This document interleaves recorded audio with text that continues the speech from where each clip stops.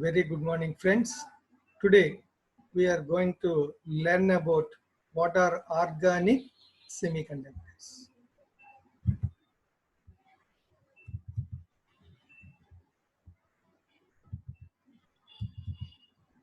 So, organic semiconductors.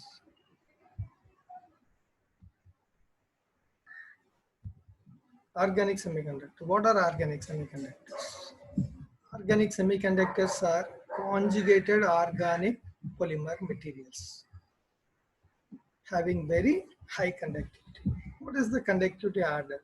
When we know that the conductivity can be explained on the basis of the energy gap. So in the organic semiconductors, mostly the forbidden energy gap, it is in the order of 1 to 2 electron volts.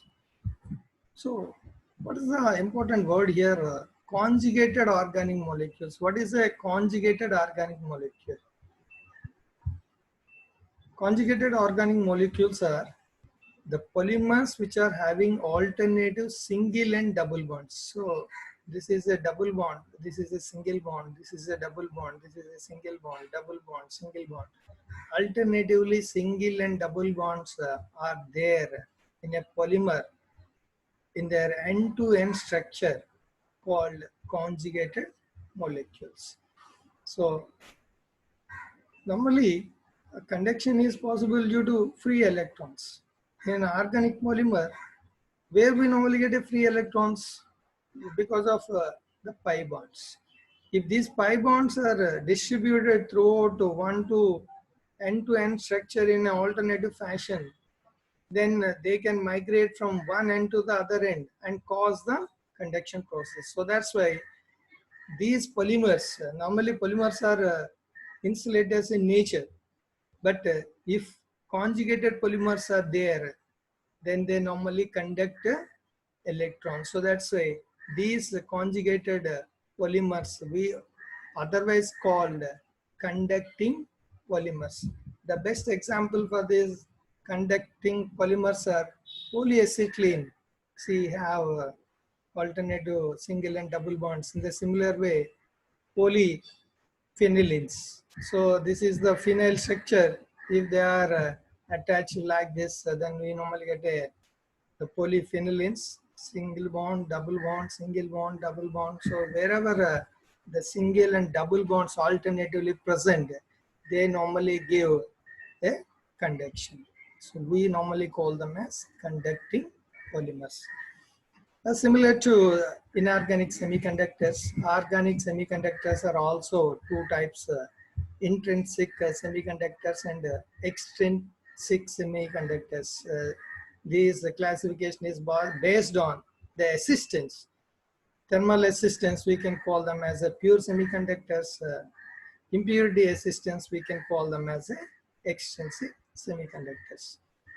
And today I'm just giving more stress on how these organic semiconductors will work on the impurity assistance, the p-type and n-type. Based on the impurity, these extrinsic organic semiconductors are also two types, p-type semiconductor and type semiconductor. As we just learned in the earlier inorganic semiconductors, there is a creation of an acceptor level in the valency band and conduction band. Thereby, the electrons will be promoted easily from valency band to conduction band through this acceptor level. So in the same way, when the dopants like the Lewis acid or halogens or oxidizing agents or electron withdrawing groups, these all will accept the electron. So that's it. These are called electron acceptors. So if these electron acceptors are introduced into the organic polymer, conjugated organic polymer, then what will happen? This will create an acceptor level just above the valency band and thereby promotes the conduction. So similar to p-type semiconductor, here also the positively charged carriers are the more majority carriers.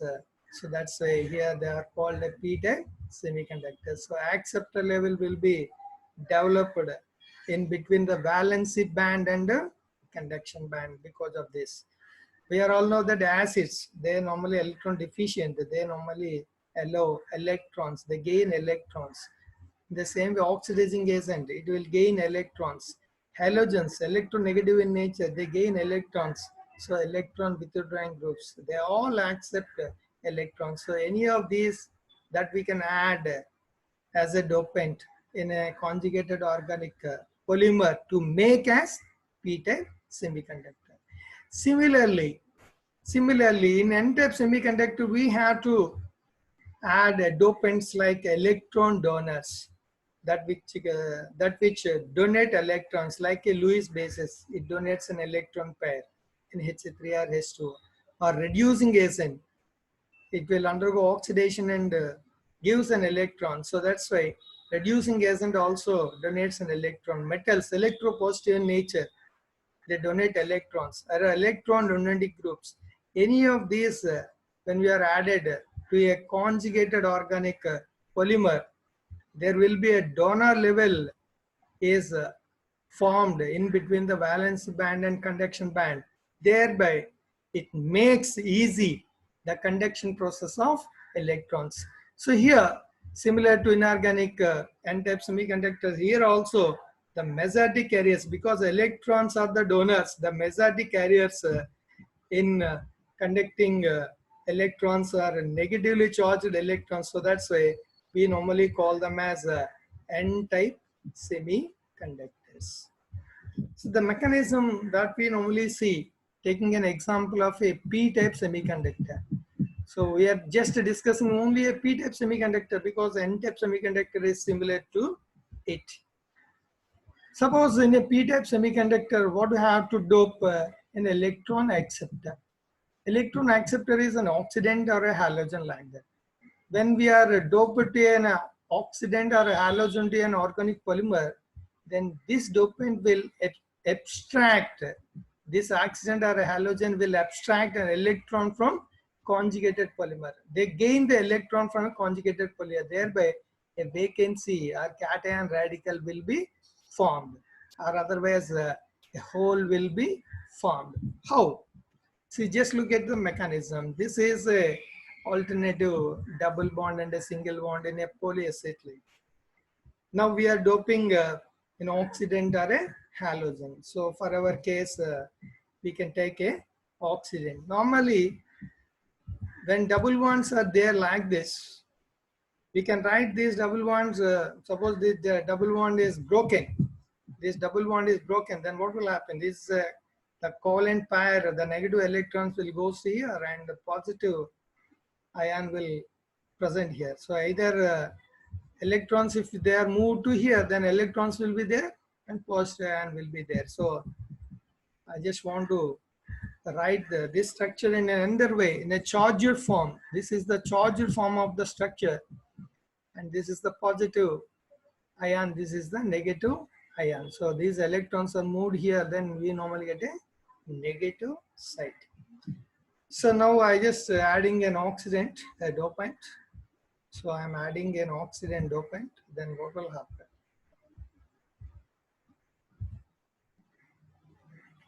So it will be absorbed completely in oxidant. So oxidant will abstract the electrons and attach it to the polymer like this. Then we can see that due to this, an equivalent hole is formed. A hole is formed. A cation radical is formed. It is a positively charged one, so it is a cation radical. A cation radical will be formed. This we normally call it as a polaron. What we can call it as polaron. So it can be moved. It is not a static here. It can be moved throughout the site. So when it is moving throughout the site, then electrons are filled. The positive ion will completely move from one to, and thereby making the possibility of electron migration from one end to the other end of the chain. So thereby it allows the conduction process. How? Suppose this electron moved to here, what will happen? This electron moved to here. then automatically the double bond here will be moved from here to here. So this will be disappear and will be formed like this. So the movement of the polar ion is taking place from one chain to the one end of the chain to the other end of the chain. It will be moved here also. So what will happen if it is moved? Then the double bond will be broken here and it will be formed like this. Formed like this. Or sometimes what will happen? This can be, we can show in another way, a charged form. This is a positive charge. Then we can put a negative charge here. Negative charge here. So the same structure, double bond structure, we can write in the similar format, the charged format. Now an oxygen that we are added like this, then it will be absorbed, then it will absorb these electrons and make a new bond like this, and make a new bond like this. So when more the dopants that we are adding, more the positively charged species are holes are cation radicals that we normally get. So thereby more the cation sides, more positive sides, more the conductivity will be expressed. So this is what we can call it as a polar ion. When one positive side is there, we can call it as a polar ion. Two positive sides are there, we can call it as a bipolar ion. Three tripolar ion, like this. So these polar ions are highly delocalized. They can form at any site in that conjugated organic polymers. So they move from one end to other end. We cannot look at exactly where it is. So this gives even the stability also. So low doping, only one oxygen that we are adding, only one polar ion will. Two oxidants we are adding, bipolar ion will form. Three tripolar ion. So low doping gives a polar ion, high doping gives a bipolar. So this is what the organic semiconductors and the conducting process in organic semiconductors. Thank you, my friends. Thank you very much.